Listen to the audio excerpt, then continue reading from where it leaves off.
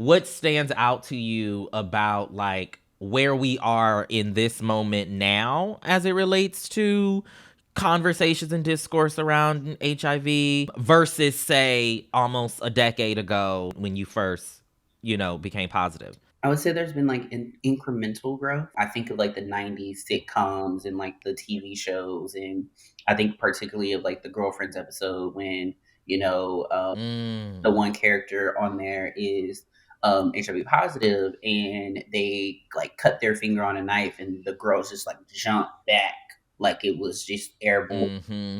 I think about that ignorance and how, for me, for the longest time, those were my depictions of it as well. And I see this shift for a lot of people where there's not as much ignorance, but there's such a long way for people to go. To this day, people still kind of hurl it as a slur. People still kind of make these assumptions that, HIV equated to, the people living with it are like lepers. They're people that are outcast of society. They're this, they're that. And I think a huge part of it is because overall sex in general, anything around sex, even just another form of an STD beyond HIV, a lot of people are very ignorant or it's so taboo to discuss. People can't even really discuss like safe sex or what they would like with their partner.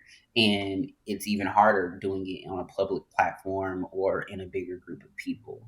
And so I think until we get rid of that shame, it's going to be a really long time until we fully get rid of that stigma and make people feel safe.